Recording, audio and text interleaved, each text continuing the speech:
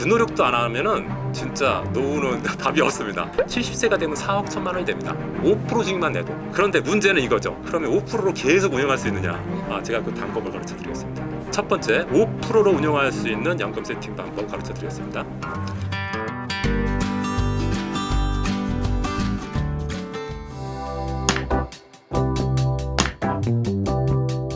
국민연금은 갑자기 내가 많이 받을 수는 없잖아요. 그래서 나만의 노력을 해야 되는데, 예를 들어서 뭐 300만 원을 30년 동안 적립해야 된다, 이런 건 되게 힘들겠죠. 200만 원을 50년 동안 적립해야 된다, 이런 건 되게 힘들 겁니다. 근데 100만 원을 10년 동안 적립한다. 우리가 보통 직장 생활을 30년에서 40년 정도 하거든요, 평균적으로. 근데 30년 중에 모든 기간을 100만 원 적립하진 못하겠지만 한 10년 정도를 100만 원은 적립할 수 있지 않을까요?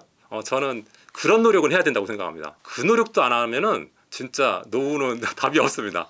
그래서 지금 당장은 아니더라도 그게 30세부터 시작하든 40세부터 시작하든 50세부터 시작하든 10년은 100만 원씩 10년은 적립해야 된다. 요거 하나 지켜야 되고요. 또 한 가지는 연금 수령을 70세부터 한다. 요 두 가지만 지키면은 연금 수령을 꽤 많이 가져갈 수가 있습니다. 제가 여기 표를 한번 보여드리겠습니다. 제가 여기 간단한 표를 보면, 만약 50세부터 100만 원씩 연금 계좌에 적립한다고 하면 60세까지 적립합니다. 60세까지 적립하고 나서 60세에 바로 찾는 게 아니라 70세까지 연금 계좌에 그대로 놔둡니다. 그러다가 70세에 연금을 수령하는 거죠. 그러면 어떤 효과가 있느냐?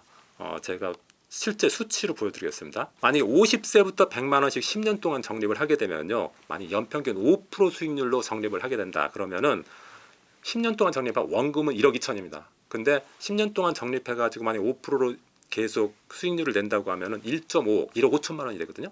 근데 1억 5천만 원일 때 찾지 마시고 10년을 기다리는 거죠. 70세 될 때까지. 그러면 이게 2억 5천이 돼요.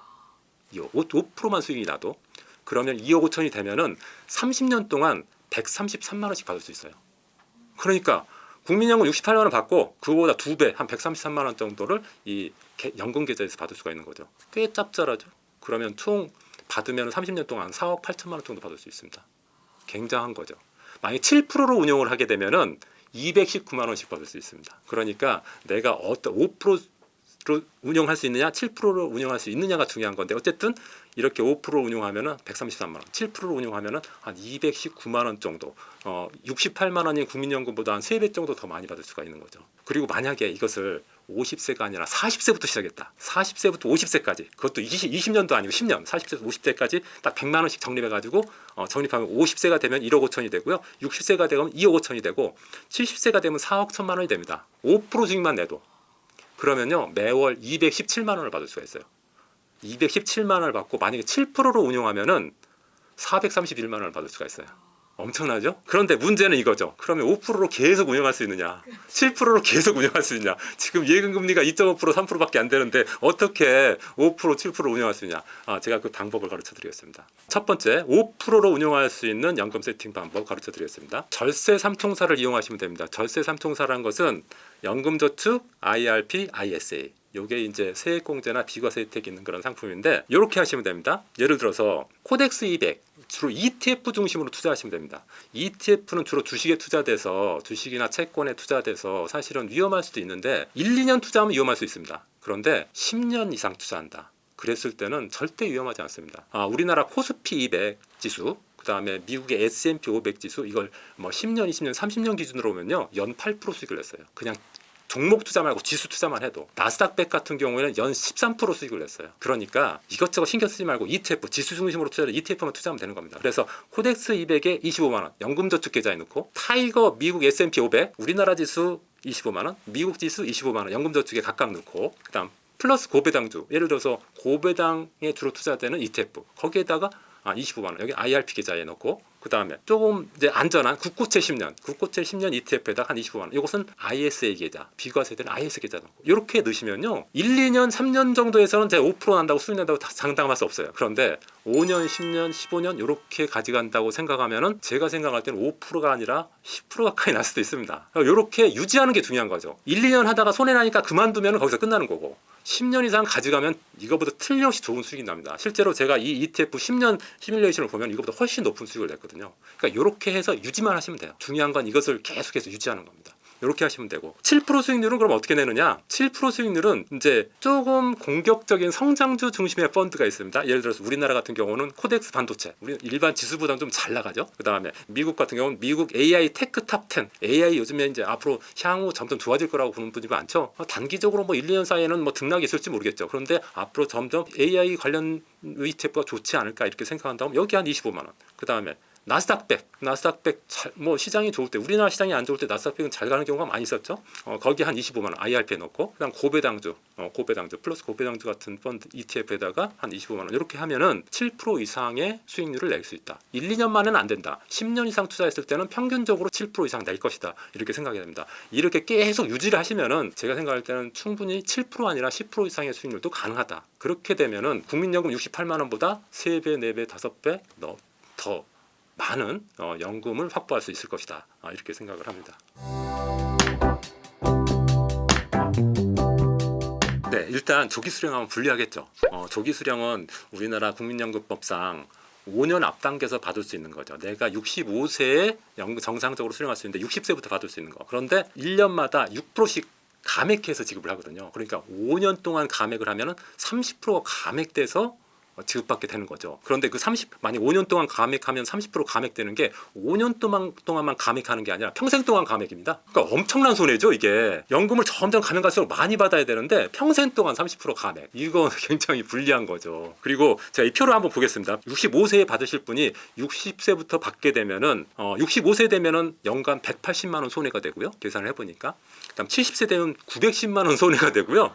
80세 되면 1,100만 원이나 손해입니다. 그래서 어렵더라도 가능하면, 내가 진짜 어쩔 수 없는 경우는 어쩔 수 없지만은 조기 연금은 선택하지 마라, 이렇게 말씀을 드리는데, 그럼에도 불구하고 조기 수령이 유리한 경우가 있죠. 왜냐하면 어떤 경우냐면은, 예를 들자면은 건강 문제로 좀 수명이 짧을 것 같으신 분들, 이런 분들은 빨리 적게 받더라도 빨리 받는 게 좋겠죠. 죽은 다음에는 아무것도 못 받으니까. 근데 그 손익분기점이 몇 살이냐? 77세입니다. 77세 이내에 나는 건강이 나빠서 돌아가실 것 같다.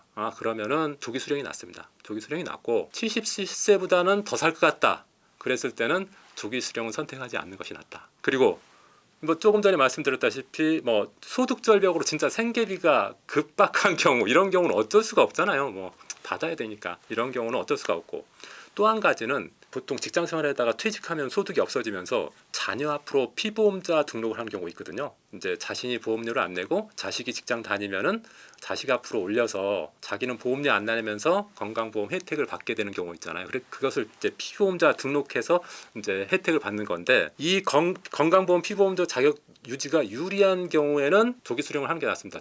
그게 무슨 소리냐면은, 내가 만약에 연금을 받으면은 연금 소득이 어느 정도 2천만 원이 넘어가면은 피부양자 자격이 박탈됩니다. 그러면 내 자식 앞으로 등록해놨던 내 피부양자를 등록해야지 보험료를 안 내는데, 내가 내게 되면 난 자산이 있어가지고 보험료가 막 30만 원, 40만 원, 50만 원 나온다.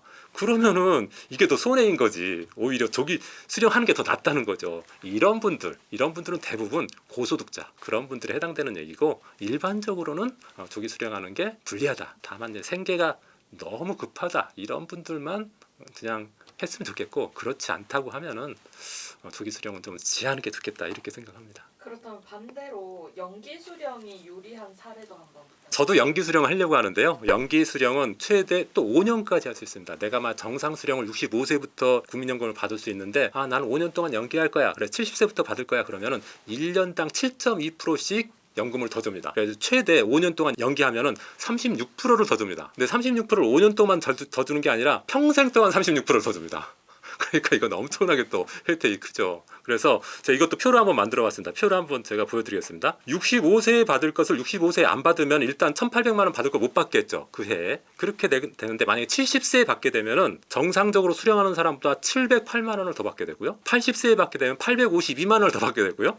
90세에 받게 되면 1,020만 원을 더 받게 됩니다. 그러니까 가능하면 연기 수령할 수 있는 요건이 된다고 하면은 연기가 더 낫다. 특히 건강해서 난 장수할 것 같다. 최소한 내가 83세 이상은 살 것 같다. 지금 우리나라 남자 평균 수명이 한 82.9세라고 하고 여자는 87세에서 89세 정도 된다고 하는데요. 남자 같은 경우 평균 수명까지 산다고 하면은 연기 수령 안 하는 게 낫습니다. 그냥 83세에서 끝나고 정상 수령하고 끝나는 83세에 돌아가신다면은. 근데 지금 평균 수명이 점점 늘어나고 있죠. 뭐 이제 100세 시대가 된다고 하는데 그렇게 된다고 하면은 내가 특별하게 평균 이상으로만 지금 수준으로 봐서 83세 이상으로 산다고 하면은 연기 수령하는 게 무조건 유리하다. 여자 같은 경우에는 무조건 지금도 유리하다.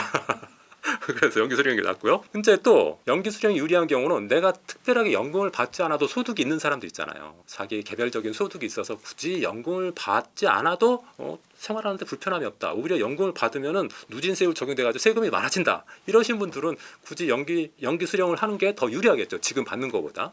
그리고 피부양자 자격하고 무관하거나 이미 지역가입자로 건강보험료 내고 있으신 분들, 이런 분들은 뭐 굳이 정상 수령하는 것보다 연기 수령하는 게 낫겠다, 이렇게 생각을 합니다. 조금 전에 말씀드렸다시피 연금을 가능하면 70세에 받는 게 좋겠다, 이렇게 말씀을 드렸잖아요. 그 이유가 있거든요. 일단 70세에 받으면 65세에 받는 것보다 70세에 받으면 연금액이 늘어난다. 일단 엄청나게 늘어난다. 36%나 늘어난다. 이게 가장 좋은 점이고, 그리고 지금 정부에서 노인의 연령을 65세에서 70세로 좀 늘리려고 하고 있거든요. 그 말은 뭐냐면은 혜택이 65세부터 받았던 것이 70세로 늦춰진다는 것을 의미하는 거거든요. 그러니까 준비를 70세부터 잡아야 될 것 같고, 요즘 퇴직하시는 분들이 제 주변에 많이 있거든요. 근데 이분들이 퇴직하면 나 일 안 하겠다, 그런 분들은 거의 없어요. 대부분 나는 70세까지는 일을 할 거야, 이런 분들이 있거든요. 그래서 70세까지 근로의지가 굉장히 강하십니다. 거기에다가 이제 장수 리스크, 앞으로 이제 뭐 100년 산다고 하는데, 그런다고 봤을 때 한 70세 정도로 생각하고 연금을 그때까지는 내 소득이나 이런 걸로 해결하고 연금은 한 70세부터 받는 게 좋다고 생각되는데, 그때 만약에 소득 공백은 어떻게 해결하는 거냐? 가장 좋은 방법은 소득 활동을 계속하는 거죠. 대부분의 사람들이 지금